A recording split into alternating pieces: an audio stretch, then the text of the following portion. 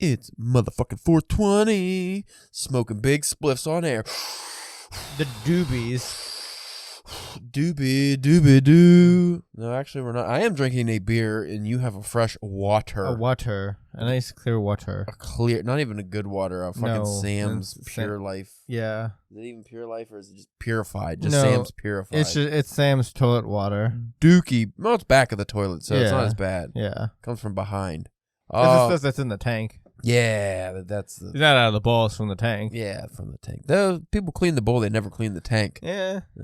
What were we talking about? Oh, 420. So it is 420 Spencer. I didn't have a special episode planned. Sorry. No. Well, it's also like when we keep on falling on these weird things where it's like there's a thing we could do, but it always falls on the day that we record it that comes out a half a week after the thing that we could talk about. Yeah. So that doesn't really help us. By the time his episode drops, no one gives a shit about the holiday anymore. No. So as if they did to begin with anyways. Yeah. That a lot of that probably gone out of the window with the legalizing most places. It's not like, you know what I mean? It's not cool anymore, man. When your grandfather can smoke a fat stack in the bathroom and then he doesn't even have to hide it anymore, it ain't cool. It ain't cool. It ain't cool, Jack. Back in the old days, you had to hide that shit, you know? Actually, in the old days, you could just smoke it in the street. Yeah. And then at some point, the fucking U.S. government said, nah, can't be doing that no more. Bunch of fucking cornbread motherfuckers changed the laws. LSD used to be legal as well. Yeah. And then we got the fucking Reagan types in office. And you know what? Fucking squares ruin everything. I watched that, it was a while ago, but it was that documentary on psychedelics on Netflix. I only watched like half the episodes, but it made me too mad because every time it's like, oh, LSD does great things for the mind, and oh, mushrooms help people overcome all these things, and then the government just like every time just shut it down. Just like, nope, can't make it illegal, give everybody prescription pills and fuck up their life. You fucking bastards. It's like it's taking them into now to be like, oh, we could have just made that like we could have took it, but then we could also just sort it ourselves and tax the shit out of people for it because they're gonna take it. Like, Yeah. It doesn't matter. They're going to do it regardless. Yeah. I think they had a balance. What do we make more money? So we'll use weed as an example. What do we make more money on? Imprisoning people for weed and using them as pretty much slave labor because we don't really have to pay them? Or do we make it recreational and federalize it and it's legal for everybody and we just tax the shit out of it? I think they're still trying to figure out what's more cost. They also, at some point, people are just going to riot, so they have to keep that in check too. But I think basically it's always been like, we get more money from the prisons. Probably, Probably. Again, this is just the U.S., uncivilized country. The privatized prison system, they get more money from that. Because not only do you get money for having the prisoners in the prison, but you also get money because the prisoners have to, you know, the old thing is, oh, they make license plates, but they do all kinds of shit. Yeah. They even have those guys like fighting fires in like California and shit. So it's like the prisoners do all these awful jobs and they don't, at best they get paid like 30 cents an hour or something. I always wondered if like that they even still do the license plate thing, or is that just like an old like, you know, thing that they maybe used to do, but you know, like they don't actually do. I'd like to think they still do. But license plates are probably pretty shittily made now, so I don't know. We'll end the cold open on this, Spencer. We probably have done this before, but yeah. Top stoner movies. How about that? Yeah. I was going to say books, but I don't know any stoner books. Not really. There's a book called Stoner, but much to my chagrin, it is actually not about smoking drugs. No, probably not. Probably not. It's classic lit, so I don't think so. I never really looked into it beyond the name, but I saw some comments in the classic lit group that said it's not about smoking dope. Yeah. So fuck that book. In no particular order, Half Baked. Yes. That's probably my number one, honestly. Did you ever hear like Chappelle talk about like how like the half baked that he wanted to make, like the original? It's supposed to be like a little bit more kind of like darker and like not like edgier, but like they kind of turned it into like a slapstick, like like a weed movie for kids. Yeah, it was supposed to be like a little darker and stuff.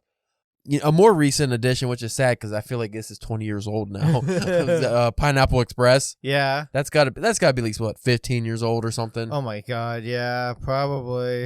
Really old. Dazed and Confused. Yeah. Fast Times at Ridgemont High. Was that a stoner movie? I saw that when I was young. I remember a weird looking Nicolas Cage in that, but I don't remember. I remember Spicoli. ordering the pizza in class was great. Yeah, That was like an 80s stoners movie, wasn't it? maybe. I don't know. That might be more of a party movie. I wouldn't classify Superbad as one, even though it is pretty funny. That's about drinking, so no, it's not a stoner movie. What else we got? We always got the classic Cheech and Chong. Yeah, the originators. Yeah, any of those. A good amount of like Kevin Smith movies. Yeah. Especially like the Jay and Silent Bob's. Like mainly the Jay and Silent Bob's, yeah. It's actually hard to pinpoint some quality stoner flicks. Because they have to be a good movie, too. Not just like, oh, it's funny because I'm high. It's got to be actually funny. Right. I'll look up real quick. And then who's texting me? Oh, just my brother. He doesn't want anything important. What the fuck? Oh, no, it's recording me. No. Google. You recorded twice. Have you ever accidentally pressed the Google microphone button? Yeah. A horrible face comes up. Oh, really? Look at that little face. Ooh. Oh, that's scary. I don't like it. It's haunting. Yeah. Best stoner. I'm going to say movies, but I feel like it should be flicks. Yeah. It's a better word. So on their list. Joints. Ooh, that'd be a good one. So they have Half Baked. Smiley Face. Never heard of it. How High? How did we forget that? Yeah. How High. Such a classic one. That's also one of my favorites. I've seen a million times. High Noon. Never heard of it. Pineapple Express. Evil Bong. I've heard of it. Never watched it. Yeah, never seen it. Dazed and Confused. We're the Millers. I didn't know that was a stoner flick, but it is pretty funny. Well, they are like smuggling drugs. Yes. I mean, I'm just saying like the highness level, but I guess that qualifies. I mean, obviously they have a whole RV full of drugs, and it was a funny movie. Dude, Where's My Car? Almost forgot about that. That's an underrated one. That's one that's been lost to time, I think. Dude, sweet. What does my tattoo say? I'm still surprised there hasn't been a sequel to that or something yet. It would be like, Girl, Where's My Uber? Yeah. Scary Movie. I would say those qualify, even though those are parody movies. Yeah. There's still lots of, obviously, Smokey. What was his name? Shorty? Not Smokey. Smokey's Friday. Yeah. Marlon Wayne's character. Yeah, sure. I think it is Shorty. Yeah. Puff Puff Pass. Never heard of it. Tenacious D. I never watched any of those Tenacious D things. Reefer Madness, the original. That wasn't really a stoner movie as so much as weed is evil. Jump off buildings, right? Stoned Age. That's a great title, but I never heard of that one. A movie called High School. How High 2 made me sick. I didn't watch it, but it was like a little, not Little Uzi, Little Yachty. I remember seeing a trailer from it and just being like devastated, and like I'm not, devastated. and I'm not just so bummed out, and like you know me, like I'm not like normally one to like poo or shit on when things being redone or you know what I mean. But that I like to give things the benefit of the doubt at least. But I just saw that and I was like, you gotta be fucking kidding me, like. I don't know if it's going to come up on this list, but I will also say Friday, the Friday franchise. I was just going to ask about the Fridays. I liked all the Fridays because there was like the first one, Craig smokes weed on the porch with, because we brought up Smokey. Was that his name in that too? Smokey? Probably. Why am I forgetting things? Is it because it's 420? I keep on, I was talking to somebody about the Friday movies and I'm like, I'm surprised they haven't tried to do like a prequel, like the Friday before or something. Starring Little Uzi Vert. Yeah, well. Fast Times at Ridgemont High, Stoner Express, never heard of that one. Jay and Silent Bob Strike Back, Cheech Chong Up and Smoke. The Big Lebowski qualifies, but did they actually smoke any drugs in that really? I can't remember. I think the dude does toke up a little bit in it. I just don't remember if it's actually because isn't he in like the bathtub smoking? Maybe. It's been so long since I've seen that movie. Cheech and Chong, next movie. Good Morning. Mourning as in I'm mourning someone's death. And the cover is fucking Machine Gun Kelly's stupid blonde head. Fear and Loathing in Las Vegas. I don't think that counts as a stoner flick as much as a hard drug flick. Yeah. Ted's a good one. Oh, yeah, it's a more recent one. Ted, yeah. I love that. Ted 2 as well. I always I feel like people would like shit on, be like, "Oh, those Ted movies are bad." And it's like, but like every time I see a fucking clip, like they're always funny. For real, I'm just like, this shit's hilarious. When they're in that improv thing, and the guy's like, "Oh, name something," so you know, because they're trying to create a scene. They're like 9/11. Yeah. Offices of Charlie Hebdo, like just like Bill Cosby. Like, dudes, come on. Inherent Vice. I have not heard of that one. Cheech and Chong, Nice Dreams. I don't think I saw that one. This Is the End. I guess that was a stoner one. That movie I don't remember caring for that much. No. I mean, I guess it didn't leave an impact. The only thing I remember is what's his face getting punched in the face by I think Rihanna. Oh yeah, Michael Cera, and then Channing Tatum is a gimp, which is disturbing. I found that disturbing. Yeah, I never watched it. I never got around to it, but I always hear people talk about how much they like it. I just remember it being okay. Maybe because it was too meta. Because, Maybe. they were just all playing themselves. Supposed to be making another one of that, too. Hansel and Gretel get baked. Your Highness. Let's see what they do there. Yeah. Kid Cannabis. That's a great name in the awful cover. The Whackness. It was in a graffiti font. I couldn't read it. The Whackness. Bong Water. It's a picture of an ass. Ew. Ripped. Knocked Up. I forgot about Knocked Up. Does that count? I don't think that counts. No. I wouldn't say that counts as a stoner flick. Just because it's got Seth Rogen doesn't automatically make it a stoner flick. I mean, then again, maybe he was stoned throughout the whole thing. Was he stoned in 40-Year-Old Virgin? I don't remember. Super Troopers. Super Troopers is one I don't think I ever actually watched the whole movie. Just saw a bunch of clips. Yeah. Beach Bum. Some of these fonts are terrible. Soul Plane. I've never seen Soul Plane. Yeah, I've never. That seems like a movie that'd be a good movie to watch while you're on drugs, but it's not. I don't think it partake so much in the Grow House. Friday. This movie's just called Paul, and it's an alien. Oh, that's another Seth Rogen one. That's the one the Hot Fuzz guys they go to Area 51 and they find him and they gotta protect him or take him somewhere. Reminds me, I have an Area 51 story I never finished. Remember that story? Yeah. From 10 years ago. It was a good story. American Ultra, Strange Wilderness, Never Going Back, Rolling Kansas. I've heard of Rolling Kansas, never seen it. Grass is Greener.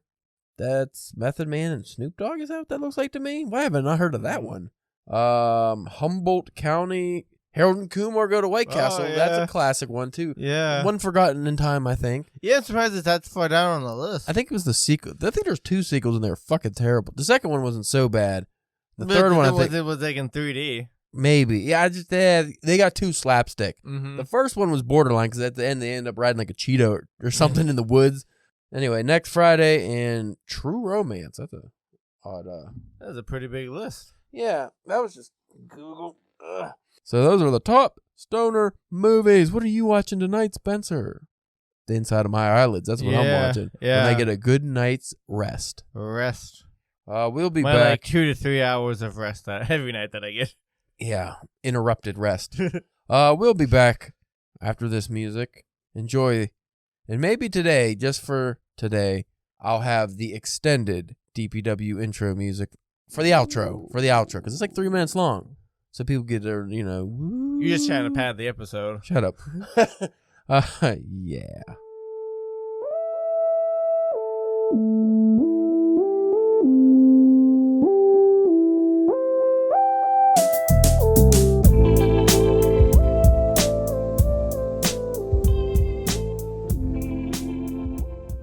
You are listening to the Drunken Pen Writing Podcast. Is that it?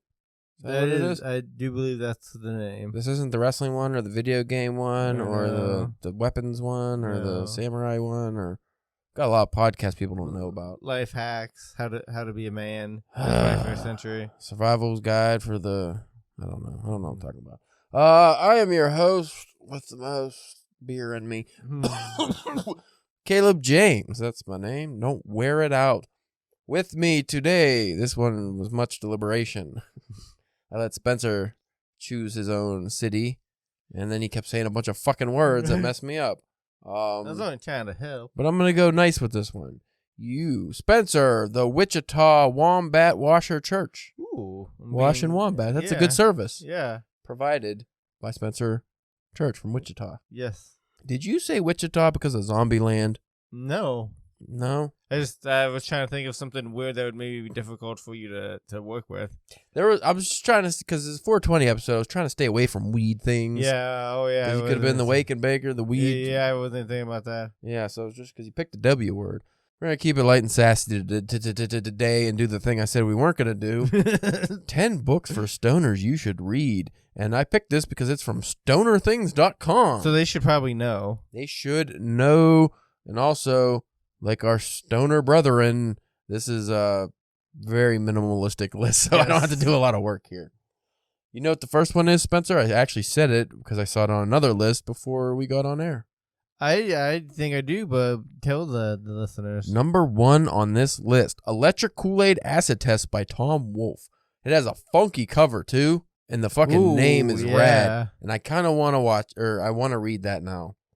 It is one of the most iconic pieces of literature in stoner culture. Did you know that, Spencer? I did not. I did not know that, no. Electric Kool-Aid Acid Test is a non-fiction that details the adventures of the legendary psychedelic figure Ken Kesey and his merry band of pranksters as they hit the road on a school bus. The non-fiction part makes me not want to read it as much because I'm not a big non-fiction guy. When I'm in the mood. And it's about something. Like, I mean, that would probably be good. Like, if you were going to go non-fiction, that would probably be a good thing to check out because there's probably going to be a lot of shit going on in that thing. You know what? I think there's a lot of shit going on in the second book as well. Oh, yeah? Number 2, Psychedelic Prayers by Timothy Leary. Considered by many as a sort of psychedelic Bible, Psychedelic Prayers is Leary's psychedelic rereading of texts that he theorized dated back to the 6th century BCE. Interesting. Do you have to be high to read that one? I don't know. So far, we're 0 for 2 because these aren't really stoner things. These are drugs, like high on psychedelics. Yeah, is the word I'm looking for. These are, what do they call someone that does psychedelics but not weed? Because you wouldn't call him a stoner and you wouldn't call him a dope head. Not a tweaker. No. A hippie, I guess. I don't know. A hippie. 3, The Teachings of Don Juan by Carlos Castaneda. That's these are cool covers. Yeah, you're very, at least the covers are bringing their game. Yeah. Ooh, that's like an old lady. Originally published by the University of California Press, The Teachings of Don Juan was actually the author's thesis for his masterclass in anthropology. Although the validity of the experiences detailed in the book has been criticized, there is no denying its influence in the stoner community. Number 4, Just Kids by Patti Smith. Just Kids follows the true story of a woman from a small town who goes through an experience that changes her life forever, Spencer. Forever is ever? Actually, it doesn't have the word forever. I had that just says changes her life. Thought it made it punch it up a little. Maybe her life wasn't changed forever. Maybe it reverted back to her drab, boring life previously. I don't know. I didn't read the book. Written in an enchanting and heartwarming manner, the book is engrossing in its simple lyricism. I should probably say at some point in this episode, I'm not allowed to do the devil's lettuce because I get drug tested for work, so I have to drink beer because that's fine. I can come to work drunk, and that's okay. Yeah, right? Like, all you gotta do is just say, I'm sorry, do some steps. Yeah, but if I smell like the fucking jazz cabbage, I get fired. It's so stupid. I hate this stupid country sometimes. Number 5, Orange Sunshine by Nicholas Shaw. That's a fucking cool cover. Oh, wow. I should have just brought that up on the computer so you could see them with me because these are awesome. Orange Sunshine is the tale of the brotherhood of eternal love. Okay, I was going to say. And their involvement in the U.S. drug culture in the 60s and the 70s. Comprised in equal parts of surf and psychedelic culture, the book focuses mostly on marijuana, hash, and LSD. Okay, that's more stoner. Yeah. More stoner adjacent. Number 6, Fear and Loathing in Las Vegas by Hunter S. Thompson. We covered this on the podcast, I think. So just listen to that episode, folks. Yeah. Pretty sure we covered it. Yeah, we had to have. I know we talked about it a million times. Yeah. We also talked about it with Ash from Ear Read This on his podcast, the Ear Read This podcast. So check it out on there as well. Do you think the book's more of a stoner book than the movie's a stoner movie? No, I don't think either are stoner stuff. A wild romp through the desert into Las Vegas and beyond makes this a stoner classic that you just can't put down. Psychedelic classic, yes. Stoner classic, did they even smoke weed in the book or movie that you remember? I know there was hash and stuff, but I think they took it was never a focus. Never a focus. It wasn't the main thing. If anything, it was a warm up or a cool down from whatever drugs they were actually doing. Put it this way, they didn't think it was drugs. No, that's what Hunter S. Thompson, for him, weed was not a drug. Number 7, Food of the Gods by Terence McKenna. I just know that's gonna be wild. Terence McKenna always had some wild stuff. Introduced by the author as a manifesto for a new way of thinking about drugs, Food of the Gods goes beyond the recreational aspect that characterizes most other examples of stoner literature. Focusing mainly on psilocybin, McKenna also covers the cultural and political aspects of drug use. So you want to be a learned fellow. You want to check out this list. Number 8. This is going to throw you for a loop. All right. But it actually makes a lot of sense. Okay. Again, though, I wish they retitled this psychedelics. None of these come across as stoner literature. Alice's Adventures in Wonderland by Lewis Carroll. Yeah, I mean, I could see that. She ate some mushrooms, fell asleep, and boy, she's underground and going through a rabbit hole. You could probably almost say the same thing about like Wizard of Oz too. Yeah, I would agree. That bitch got so high that she saw colors. Number 9, Pot Stories for the Soul by Paul Krasner. Loosely inspired by the Chicken Soup for the Soul series, Pot Stories for the Soul is an entertaining collection of personal stories with a decidedly stoner bent. Each chapter is short and easy to read, but packed with enticing bits of stoner wisdom. Now that is a stoner book. Yeah. Grade A stoner stamp. It's shaped like a pot leaf. You can't see me stamping. Go and read that in the break room. Mm-hmm. If you just start reading all these drug books and you're like a cop and you're in the break room, just what'd they think?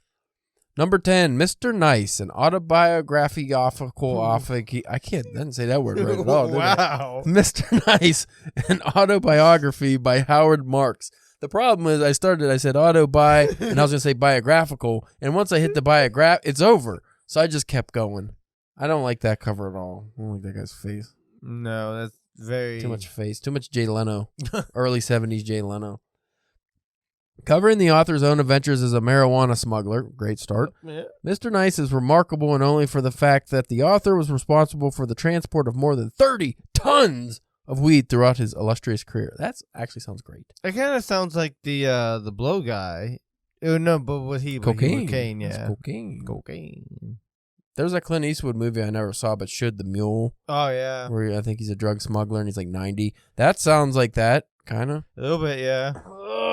So that was the end of that list. That was the end of the list. Yeah, I might put that in the show notes if I remember. Autobiography. Speaking of words I cannot say, Spencer. Let's say more of the words we can't speak. No, it's beyond that. As you know, I finally started my actual reading goal of the year all the way in fucking mid-April. Right. I started reading the Iliad. Yes. So I was supposed to start reading in January. Now, you know there was a lot of preface for that book, 77 pages of it. I'm not going to lie to you, I skipped a lot of it. Okay. It wasn't necessary. It was just, most of it was talking about Homer and if he was a real person. Didn't give much of a shit about that. So I just... Yeah, that's something you can, like, after you get done reading the story or whatever, you can go back if you want to. Yeah, so that wasn't really that necessary for what I needed to know.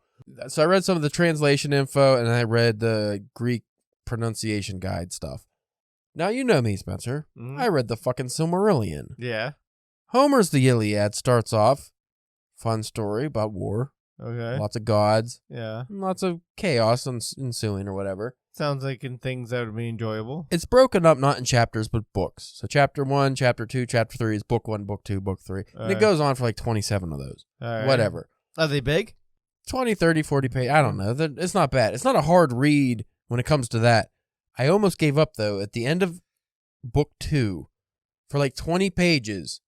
It's broken up into individual paragraphs. And again, this is an epic poem, so I guess stanzas. I don't know. But it's broken up, and it's discussing every single, I mean, you could say tribes, but every city, every group, or whatever is in this war. So let's say I'm trying to use a lesser one, the people from Crete, okay? Mm-hmm. So the Cretians, or the Cretans, or whatever they were called. So it'd be the Cretans, and literally he names every fucking name of city and person, and I can't pronounce most of them. Mm-hmm. And so every paragraph, I'm not shitting you, is like 20 or 30 different names, and this goes on for like 20 pages, and I was so lost. It sounds like early episodes of Game of Thrones. Yeah, there's just so many. Everybody.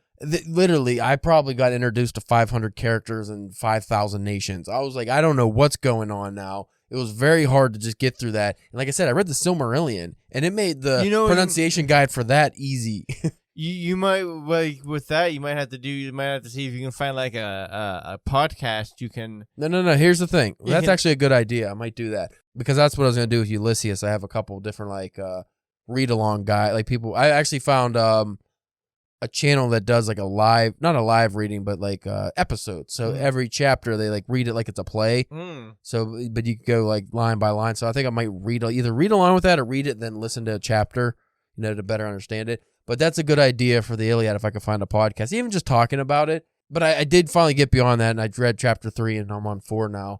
And goes back to the war stuff. It's fun, easy, understandable. But that almost took me out. I was just like, oh my God, I don't care about all this. I wonder. It's not necessary to know. Yeah, and I wonder how much that actually means anything. I don't know, but if they're reciting this out loud and they had to memorize this whole thing, how? How would you memorize all those names? Impossible. Impossible.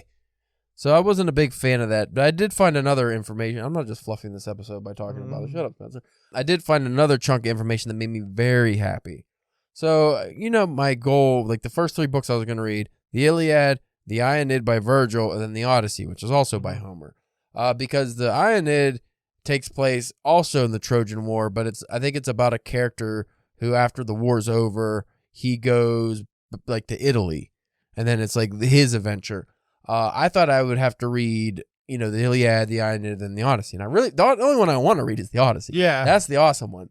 No, I lucked out because I looked up and I found that actually you should read the Aeneid last because the Aeneid references both the Iliad and the Odyssey because it was written way after. So I'm like, cool, now I can read the Odyssey and be all happy, and then maybe just blow off the Aeneid for a while. I don't know. I don't really care about that. Well, you don't want to get too burned out on the thing, and you're not going to want to finish it. Well, here's my, I think, grave mistake. I think I'm going to break this up, though. Because my plan was I wanted to go kind of like time frame. So I was going to go Iliad, Odyssey, Aeneid, Paradise Lost, Divine Comedy. Those are 5 epic poems. I don't think I could read 5 epic poems in a row. No. That's a little extreme. So I think after... Because like, the... Iliad is just as long, right? The Iliad's the longest out of those other 2, the first 2. And then what, the Aeneid and the Odyssey are the shorter of the 3. And then what about Paradise Lost and Divine Comedy? Paradise Lost isn't as long, but it's fucking dense and really hard to understand. The Divine Comedy's pretty big as well, but I think that'd be the easiest of them. I think I won't have because I read some of that, like Dante's Inferno. I don't think I'll have too much problem with that. I always wanted to check those out. But one of the main characters in that is Virgil, who wrote the Aeneid, which is, you see my method here, that's why I'm reading. Because I figure if I go in this order, all the books that are mentioned are going to be referenced, because mainly, like, a lot of them are in Ulysses. Like, the Ulysses is written in the style of the Odyssey. It references a lot of Shakespeare and, different things. So I want to be, like, caught up on that stuff. But also... I think what I'm going to do is a break, since it's written in like the 1500s. I think I'm going to read Don Quixote after I finish the first 3 epics before I go into Paradise Lost and isn't that another big one? It's a big one, but it's just a narrative, That's not too difficult. I don't think that's going to be very difficult, because even though it's a translation, like, the language isn't too complex. That's one of those books I feel people just don't read because it's big and because of the subject matter. Well, what's the subject matter? This guy just questing. Oh. But he's not a real knight. He just is in love with the idea of being like this hero knight, and he's just a fucking buffoon. That's where you get the tilting at windmills. He thinks windmills are like monsters, and he tries to fight them because he's an idiot. It's supposed to be fun. The one that I'm really worried about is Ulysses. That's the end of the year one. That's going to be a fucking killer. Now, do you still think you're going to be able to get all those in by the end of the year? I can't judge it till summertime, because I already know I'm going to get thrown off, because like after I read the Iliad, I think I'm going to read the Dead Zone. Yeah. I think that's my point. Yeah. You were saying something about that. I think I'm just going to go ahead and read the Dead Zone for a nice palate cleanser. And I really do want to read Hamlet. It's just, Shakespeare is tricky because, like I said, like A Midsummer's Night's Dream, I read that like in a couple days or something, like pretty quick. I mean, it's not long, but Shakespeare, it's difficult. Like Macbeth took me a week. And that's not much longer. It's like 100-something pages. Hamlet's longer than both of them, and that's pretty dense. So I'm worried that I'm gonna get like bogged down and, oh shit, Hamlet's hard. I can't, because that's a lot of times when I hit these real challenging books. Sometimes it just like, it's the idea of having to read it is more daunting than actually reading it. So I just find myself, like with writing, a lot of the times it's like, oh, I need to write. Once I get writing, I'm fine. But to get to writing sometimes is the challenge. Like, some people can't, the workout's not hard, it's getting to the gym. So for me, I think getting, like every day having to read Hamlet, like, oh, I got to start reading it. I'd probably keep putting it off, playing on my phone, dicking around. But I've been pretty strict lately. I haven't had any of those issues. So I think I'll be okay. Palate cleanser number 2 after the Odyssey. That's where I need your help. Ooh. Ooh. I was thinking maybe, and I already forget the feller's name, but that Japanese book I mentioned that we might be doing for a book of the month or something. Okay. I was thinking either maybe that or because you're going to do, see, I don't want to burn you out either because you're going to be doing the Yukio Mishima book if I do the Dead Zone, right? Oh, yeah. And then plus the other Murakami book, too. Down the line. Oh, wow, Sheep Chase. Yeah, Yeah. you have to read that, right? Oh, we're going to do an episode on that, I guess. But, so, I mean, I don't want you to have to do back-to-back, especially if you're going to read the Murakami, triple back-to-back Japanese authors if you read that one. So, I don't want to burn you out. So, maybe I'll pick something else. I haven't decided. I have a whole fucking shelf of books I want to read. Yeah. So, depends what I'm feeling, too, because sometimes I want the exact opposite of what I've been reading. Because these epics, they're written in such a style that's just, I don't know, man. It's weird. See, I started a new book on Sunday. Mm-hmm. Dead Even. It's Brad Meltzer's second book. I've talked about it before. Talked about it on the last episode, I think. Yeah. So I started it on Sunday, and I'm already like 170 something pages into it. My goal is to by this Sunday, I want to be as close to the 250 mark because it's like 495 pages. Mm-hmm. So I'm just rounding it up to 500, as I'm doing the pay, So yeah, my goal is to try to get as close to 250 by Sunday, so I can be halfway there. You know what I want to know? What? Want to know what I want to know? What I want to know that from you and know from me? I want to know that you know that I want to know that you know. No. Knowing what? No, what I want to know, Spencer, is what doorstop you're going to read this year. Doorstop? When's the last time you read a doorstop? It's been a minute. Probably. You're overdue for a fucking doorstop. Probably Sleeping Beauties. Probably. And that was a big Sleeping fail. Beauties, yeah. That wasn't even that big, was it? It was like 800 pages or something? Well, it was a hardback. So that also, gave it some extra. That gave it the doorstop. Yeah, it gave it some extra girth to it. I don't know, man. I don't know if I have I mean, I don't know when I would get to it, but probably the next one will probably be the Q1A4. 1QA4. That's the only big thing I really have in my to read pile besides that science fiction short story collection thing that you got me. I can make a suggestion. Oh, what? For a doorstop read. You know what it is. I don't gotta say it. You better not. It's written by a bearded individual. You better not say it. It's large and in charge. No. Do you like Northampton? Not at all. Do you like? I'm a fan of Southampton. Have you ever wondered how the whole history of money came about? Not particularly. No, because I know a book that'll tell you. In very, very dense detail. I'm not ready to transcend to that level quite yet. All right. I don't think I'm prepared. Let you borrow Midsummer's Night's Dream. 60 pages. Maybe. You can knock it out in a day. I feel like I would have a hard time understanding the Shakespeare. I find with these epic poems, Iliad included, and Shakespeare, it really helps to kind of read them out loud to yourself. Oh, yeah?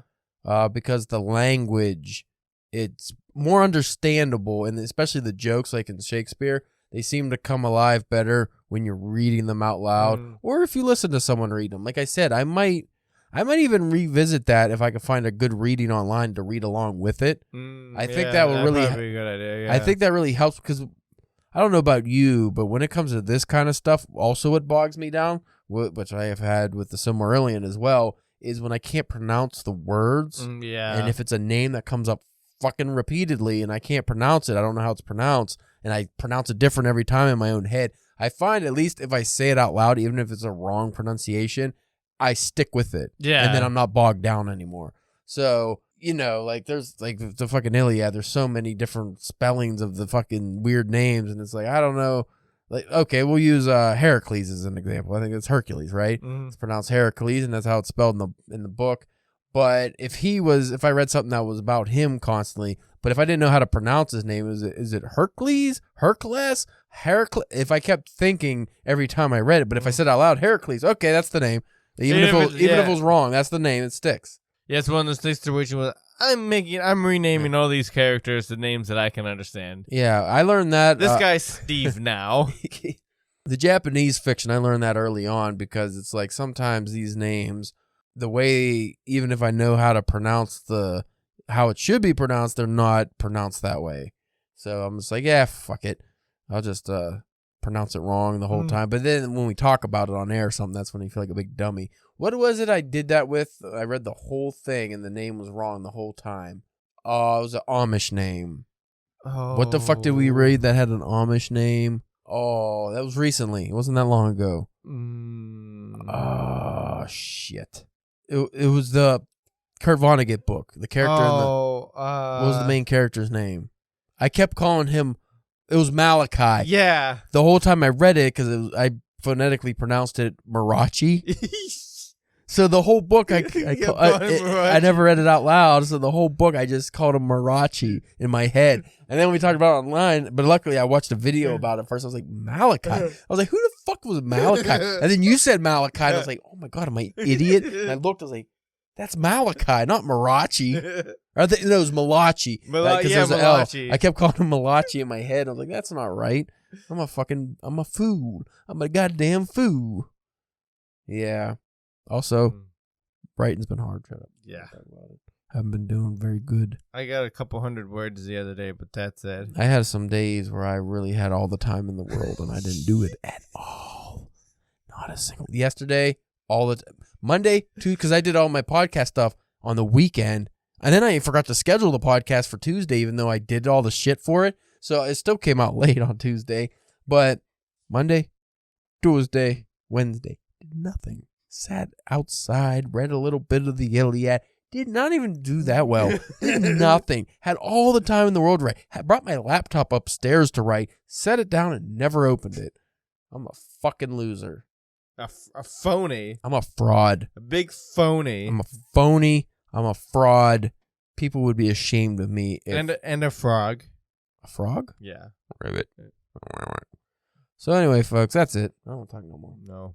420. We got pizza. Yeah. I do want to eat pizza.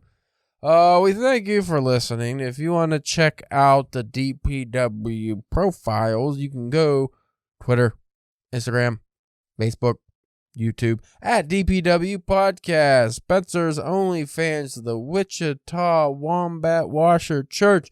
He gets all up in them wombat crevices. Squeaky clean. What are you washing them with? Don't you worry about it. Oh boy. Again, that's what you got to go to the OnlyFans to see. That ain't no sponge. That ain't no loofah. That's his big hairy. Anyway, you can also follow me at calebjamesk.com to see my very great going writing journey I'm on.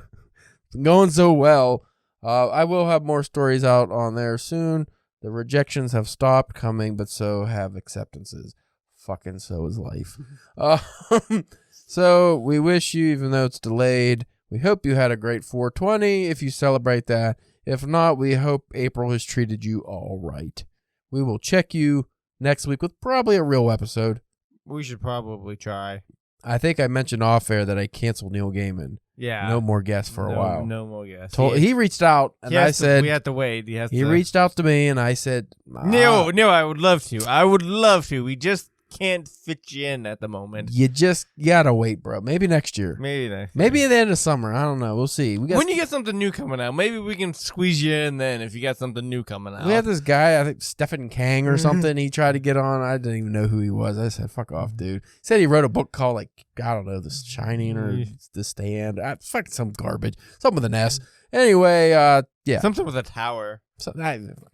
Fantasy. Check you out next week.